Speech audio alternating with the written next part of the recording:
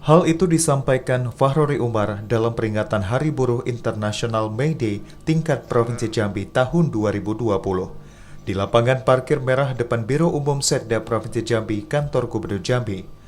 Hari Buruh Internasional di Provinsi Jambi diperingati berbeda seperti biasanya. Kali ini hanya dihadiri perwakilan karena masih dalam kondisi pandemi COVID-19. Fahrori mengatakan, sejalan dengan peringatan Hari Buruh Internasional, atas nama pemerintah Provinsi Jambi, dia memberikan apresiasi yang besar kepada para buruh karena telah mengikuti imbauan pemerintah tentang peningkatan kewaspadaan terhadap risiko penularan COVID-19.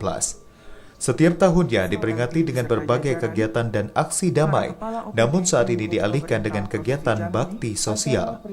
Fahrori juga menjelaskan pembangunan ketenagakerjaan mempunyai banyak dimensi dan keterkaitan.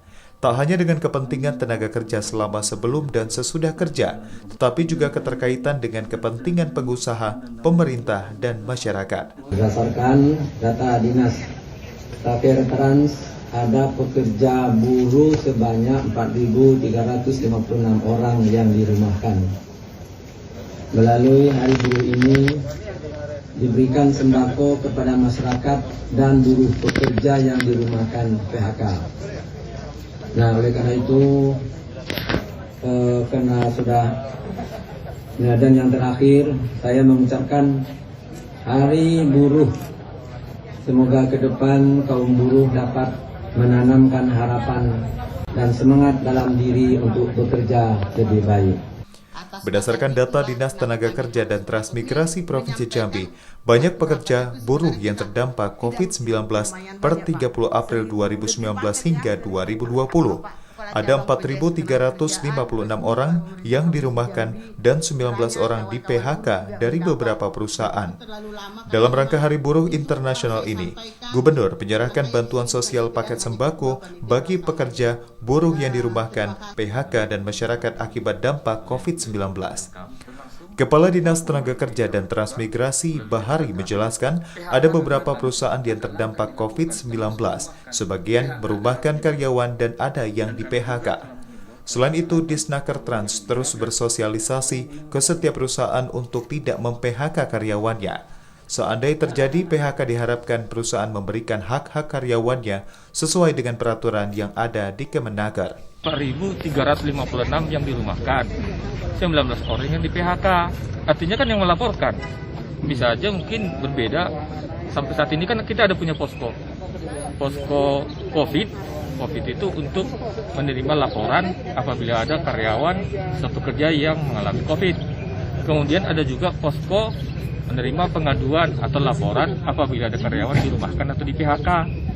Kemudian yang termasuk juga posko kemarin untuk pendaftaran kartu prakerja. Sembako yang diserahkan merupakan bantuan dari para perusahaan kepada buruh dan pekerja sektor informal. Sementara itu, Ketua Panitia sekaligus Korwil Serikat Buruh Seluruh Indonesia Provinsi Jambi, Roida Pande menyampaikan, peringatan Hari Buruh tahun 2020 sangat berbeda dari tahun yang lalu karena di tengah pandemi COVID-19. Pada kesempatan ini, para buruh meminta pemerintah mengkaji kembali Undang-Undang Cipta Kerja. Selain itu, bagi para buruh yang terdampak COVID-19 juga menjadi perhatian pemerintah. Diharapkan mendapatkan bantuan dari pemerintah daerah seperti paket sembako yang dibagikan.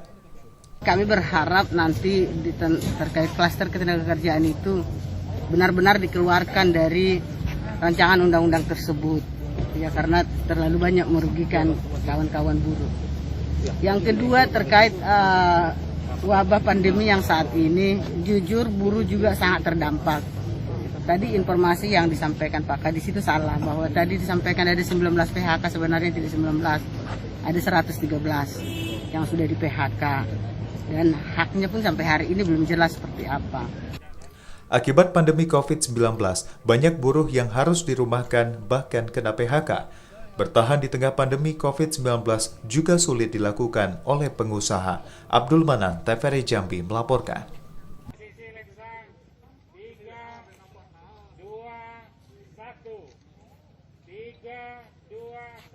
Ya, salam komando 3, 2, 1.